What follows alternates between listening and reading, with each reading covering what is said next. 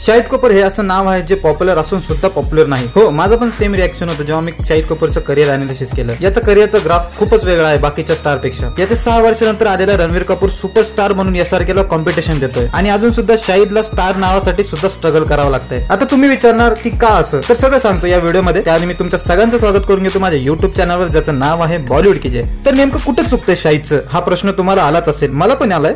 शाहिदने आपला डेब्यू 2003 मधल्या इश्क विश्क मूवीने केला होता. त्याचे वडील पण ऍक्टर आहेत. हो, हा पण नेपोटिझमचं प्रोडक्ट आहे. पण त्याचे वडील हे जास्त तर साईड रोलच करताना दिसले. त्यामुळे शाहिदला त्याच्या पहिल्या मूवीसाठी खर्च स्ट्रगल करावा लागला. तो अनन्या पांडेवाला स्ट्रगल नाही, खरा स्ट्रगल. याने डेब्यू करण्याआधी ताल आणि दिल तो पागल यासारख्या चित्रपटामध्ये ऍज अ बॅकग्राऊंड डान्सर म्हणून काम केलेले आहे. त्याचबरोबर हा भरपूर ऍड मध्ये सुद्धा दिसला होता.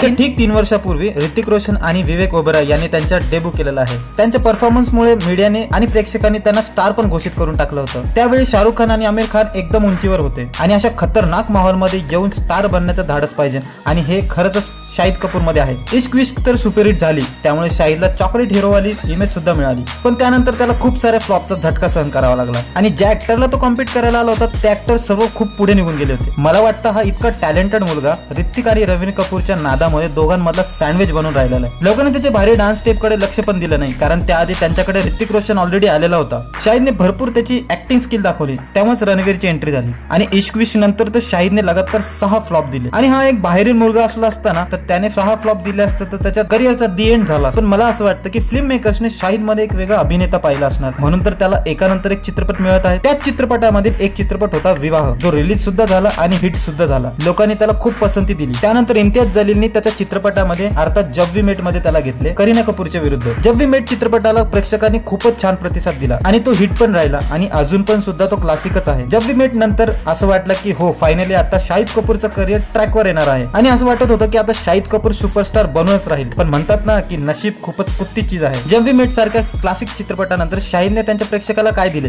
किस्मत कनेक्शन यासारखा भयानक चित्रपट दिला. मला असं वाटतं हाच कारण असणार की तो सुपरस्टार बनला नाही. आणि पहिली वेळ नाहीये जिथे शाहिद कपूरने त्यांच्या प्रेक्षकाचं मन तोडलं असेल. त्याचं पूर्ण करिअर याच पॅटर्नवर चालत आहे. कमीने सारखा डार्क थ्रिलर चित्रपट ज्याला लोकांनी खूप प्रशंसा केली होती, त्यानंतर लगेच दिल बोले हरिप्पा यासारखा पांचट चित्रपट दिला. त्यानंतर हैदर सारखा अविश्वसनीय चित्रपटानंतर शानदार सारखा हगरा चित्रपट पाहायला मिळतो. उडता पंजाब नंतर लंगूर, पद्मावत नंतर 32 गोल मीटर चालू आणि हा कबीर सिंग ज्याला पाहून आपण थक्के बक्के राहिलो. आणि आता पण आपण सेम विचार केला की कबीर सिंग नंतर आता याचे back to back hit picture येणार आहे. पण झालं काय, त्यानंतर त्याचा कोणता चित्रपट आला, जर्सी. आणि मित्रांनो, जर्सीचा लाईफ टाइम कलेक्शन हे कबीर सिंगच्या एका दिवसाच्या कलेक्शन पेक्षाही सुद्धा कमी आहे. पण हो, चित्रपट चालू अथवा ना चालू, त्यानंतर एकानंतर एक टॉप 4 चित्रपट द्या, हे शाहिद पण आपण शिकलं पाहिजे. पण शाहिदने स्वतःला एक अभिनेता म्हणून प्रूव्ह केलेले आहे.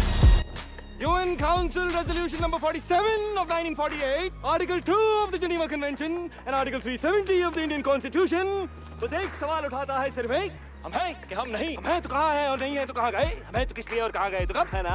आणि शाहिद कपूरची नवीन मूवी सुद्धा आलेला आहे ज्यामध्ये तो कीर्ती सेनन सोबत सुद्धा रोमांस करताना दिसत आहे. बरं, जर तुम्ही ही मूवी पाहिली असेल तर मला कमेंट करून सांगा की तुम्हाला ही मूवी कशी वाटली. आता शाहिद कपूरच्या त्या गोष्टीबद्दल बोलूया जी गोष्ट चित्रपटापेक्षा जास्त चर्चेमध्ये राहिली आहे, ती म्हणजे त्याच्या रिलेशनशिप. शाहिद आणि करीनाची डेटिंगची न्यूज समोर येऊ लागली होती. पण जब वी मेट नंतर लगेचच अशी न्यूज आली, पटोती खानदानच्या धन्नाड असलेल्या सैफ अली खान सोबत त्याचं लग्न ठरलं. मग काय, शाहिद कपूर मग खरंच कबीर सिंग बनला आणि डिप्रेशन मध्ये गेला. त्यामुळेच एकानंतर एक फ्लॉप चित्रपट सुरूच राहिले. बरं, शाहिद कपूर हा कोणत्याच मोठ्या प्रोडक्शनचा कॅम्पिंग मध्ये कधीच राहिला नाही. त्या उलट रणवीर आणि रणबीर हे मोठमोठ्या प्रोडक्शन हाऊसचे जसं धर्मा किंवा SRF सारख्या प्रोडक्शन सोबत नेहमीच काम करताना दिसतात. त्या दोघांनी कोणत्या ना कोणत्या युनिव्हर्सचा पार्ट म्हणून काम केलेलं आहे आणि आपलं करिअर सेफ करून ठेवलेलं आहे. जरी त्यांचं करिअर फ्लॉप मध्ये गेलं तरी त्यावेळी ते युनिव्हर्सचा एक चित्रपट केल्यानंतर लगेचच त्यांना त्यांचा कमबॅक करता येईल. हॉलिवूडचे पण मोठमोठे अभिनेते असेच करताना दिसतात. ते कोणत्या ना कोणत्या युनिव्हर्सचा भाग असतात. असं शाहिद कपूरकडे नाही. शाहिद कपूरकडे काहीच बॅकअप प्लॅन नाही. हा नेहमीच त्याच्या करिअरला स्वतःच्या धाडसीवर घेऊन चालतो. त्याबद्दल शाहिदला सल्यूट आहे माझ्याकडून. शाहिद कपूरचे करिअर म्हणजे एका चांगल्या रस्त्यावर खूप सारे स्पीड ब्रेकर असण्यासारखं आहे. कबीर सिंग सारखा चित्रपट नंतर त्याचे नवीन चित्रपट हा ऍव्हरेज जरी असला असता तरी चालला असतं, पण लोकांनी त्याला पाठ दाखवली. कबीर सिंग ही त्याच्या करिअरची सोलो सुपरहिट फिल्म होती. आणि आधी काय झालं, जब वी मेटचं अर्ध श्रेय हे करीना कपूरला गेलं आणि पद्मावतचं सगळं श्रेय रणवीर सिंग आणि दीपिका पदुकोणने घेतलंय. जसं त्याच्या नवीन चित्रपटामध्ये झालंय तेरी बातों में ऐसा उलझा जाए,